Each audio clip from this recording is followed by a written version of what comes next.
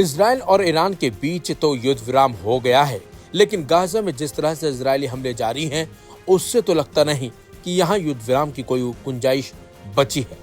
एक तरफ जहां पूरी दुनिया गाजा में नरसंहार के खिलाफ खड़ी है, इजराइल से युद्ध रोकने की मांग कर रही है, लेकिन ना तो नेतन्याहू और ना ही ट्रंप पर इसका कोई असर होता दिख रहा है।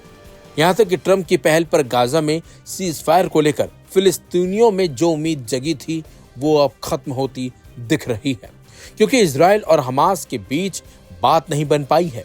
एक फिलिस्तीनी अधिकारी ने बीबीसी को बताया कि युद्ध विराम को लेकर इजराइल और हमास के बीच बातचीत किसी नतीजे पर नहीं पहुंच सकी। यह बातचीत कतर की राजधानी दोहा में हुई। यहाँ दोनों पक्ष अलग अलग इमारतों में बैठे और बातचीत अप्रत्यक्ष यानी मध्यस्थों के जरिए हुई। करीब 3.5 घंटे तक कतर और मिस्र के मध्यस्थों ने दोनों पक्षों के बीच संदेशों का आदान प्रदान किया, लेकिन कोई समझौता नहीं हो सका और युद्ध विराम पर कोई प्रगति नहीं हुई। वहीं रॉयटर्स समाचार एजेंसी के मुताबिक जिसने 2 फिलिस्तीनी अधिकारियों से बात की, उसने बताया कि इजरायली प्रतिनिधि मंडल हमास के साथ समझौते करने के लिए पर्याप्त रूप से अधिकृत नहीं था, क्योंकि उसके पास कोई वास्तविक शक्तियां थी ही नहीं। हालांकि अधिकारियों का कहना है कि सोमवार को एक बार फिर वार्ता शुरू होने की उम्मीद है। मध्यस्थों ने दोनों पक्षों के बीच बाधाओं और मतभेदों को खत्म करने के लिए प्रत्येक प्रतिनिधि मंडल के साथ अलग अलग वार्ता की योजना बनाई है। Aim right, achieve big. At KR Mangalam University, we provide you the platform to turn your dreams into reality. At KR Mangalam University.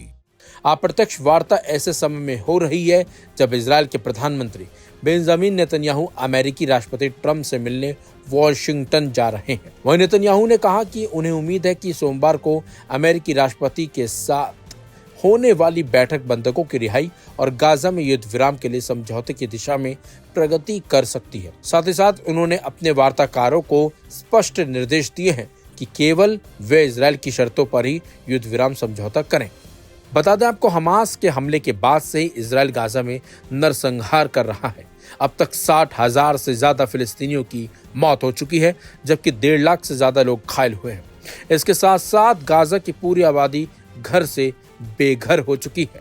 अभी भी इजराइल गाजा पर भीषण हवाई हमले कर रहा है। अब फिलिस्तीनी गोली से कम, लोग भूख से ज्यादा मर रहे हैं और अगर जल्द से जल्द सीज फायर नहीं हुआ तो हालात और भी ज्यादा बदतर हो सकते हैं, क्योंकि इस वक्त सीज फायर गाजा में जरूरी है ताकि लोगों तक मदद पहुंच सके और जिस तरीके से इजराइल नरसंहार कर रहा है वो थमे और लोगों की जान जाने से रुक सके।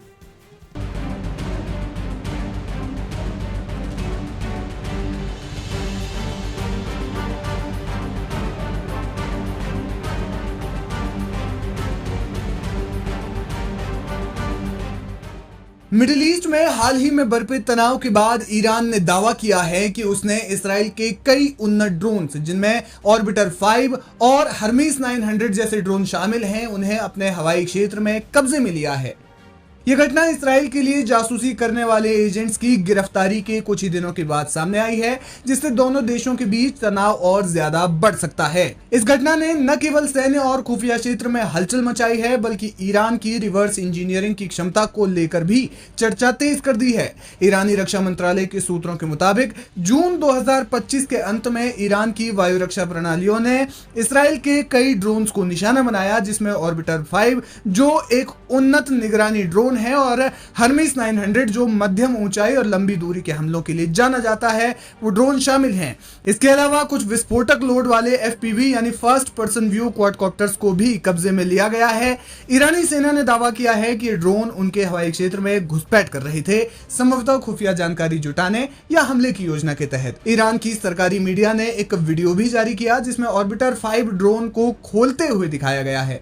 वीडियो में इसके हाई रेजोल्यूशन कैमरे, सेंसर सिस्टम और अन्य तकनीकी विशेषताओं को प्रदर्शित किया गया। एक सैन्य अधिकारी ने दावा किया कि ड्रोन्स लगभग पूरी तरह से सुरक्षित स्थिति में कब्जे में लिए गए, जिससे रिवर्स इंजीनियरिंग की संभावना बढ़ गई है। इस घटना से कुछ ही दिन पहले ईरान ने घोषणा की थी कि उसने इसराइल के लिए जासूसी करने वाले कई एजेंट्स को गिरफ्तार किया है। ईरानी खुफिया मंत्रालय ने दावा किया कि एजेंट्स इसराइल की खुफिया एजेंसी मोसाद के लिए काम कर रहे थे और देश के भीतर गुप्त सैन्य और परमाणु सुविधाओं की जानकारी इकट्ठा कर रहे थे। Aim right, achieve big. At KR Mangalam University, we provide you the platform to turn your dreams into reality. At KR Mangalam University. इन गिरफ्तारियों को ईरान ने अपनी खुफिया क्षमता का प्रदर्शन बताया। विश्लेषकों का मानना है कि ड्रोन्स को कब्जे में लेना और एजेंट्स की गिरफ्तारी एक दूसरे से जुड़े हो सकते हैं। संभव है कि इन एजेंट्स ने ड्रोन के संचालन में सहायता की हो और उनकी गिरफ्तारी के बाद ईरान ने ड्रोन्स को ट्रैक करने और कब्जे में लेने की रणनीति अपनाई। रिवर्स इंजीनियरिंग ईरान का पुराना हथियार। ईरान के रिवर्स इंजीनियरिंग के इतिहास को देखते हुए इसराइल को इससे चिंता जरूर हो सकती है। दिलचस्प बात यह है कि अमेरिका और पश्चिमी देशों के तमाम प्रतिबंधों के बावजूद ईरान ने स्वदेशी टेक्नोलॉजी में महारत हासिल की है। ईरान का रिवर्स इंजीनियरिंग का इतिहास लंबा और बेहद प्रभावशाली रहा है। उसने पहले भी विदेशी सैन्य उपकरणों को कब्जे में लेकर उनकी तकनीकी को अपने हथियारों में शामिल किया, जिसके कुछ उल्लेखनीय उदाहरण भी हैं। उदाहरण के लिए साल 2011 में अमेरिकी RQ-170 सेंटिनल ड्रोन, जो कि अमेरिकी कंपनी लॉकहीड मार्टिन द्वारा बनाए जाते हैं, इस स्टील्थ ड्रोन को ईरान ने कब्जे में लिया और इसके आधार पर शाहेद 171 सिमोर्ग ड्रोन विकसित किया। साल 2012 में स्कैन ईगल ड्रोन, जो कि अमेरिकी निगरानी ड्रोन है, उसकी नकल कर ईरान ने यासिर ड्रोन बनाया, जो कि उसकी सेना का भी हिस्सा है। ईरान ने इसराइली ड्रोन्स की भी रिवर्स इंजीनियरिंग की है। ईरान के रजवान ड्रोन्स को इसराइल के यूविजन हीरो सीरीज का कॉपी माना जाता है। अब कब्जे में लिए गए ऑर्बिटर 5 और हर्मीस 900 जैसे ड्रोन्स की तकनीक ईरान के लिए बेहद जरूरी हो सकती है। ऑर्बिटर 5 में उन्नत सेंसर और लंबी उड़ान क्षमता है, जबकि हर्मीस 900 स्टील्थ और मिसाइल हमलों की क्षमता से लैस है। अगर ईरान इनकी रिवर्स इंजीनियरिंग में सफल हो जाता है तो वो अपनी ड्रोन तकनीकी को और उन्नत कर सकता है, खासकर निगरानी, स्टील्थ और सटीक हमले की क्षमताओं में। माना जा रहा है कि इन ड्रोन्स की तकनीकी का इस्तेमाल ईरान अपनी वायु रक्षा को मजबूत करने में कर सकता है। इससे इसराइल और उसके सहयोगियों के लिए क्षेत्रीय सुरक्षा चुनौतियां बढ़ सकती हैं। इसके अलावा रिवर्स इंजीनियरिंग से ईरान अपनी सैन्य क्षमता को बढ़ा सकता है, जिससे मिडिल ईस्ट में सैन्य संतुलन प्रभावित हो सकता है। इसराइल ने अभी तक इस घटना पर कोई आधिकारिक बयान नहीं दिया है, लेकिन विशेषज्ञों का मानना है कि वो अपनी ड्रोन तकनीकी को अपडेट कर सकता है ताकि भविष्य में ऐसी घटनाओं को रोका जा सके।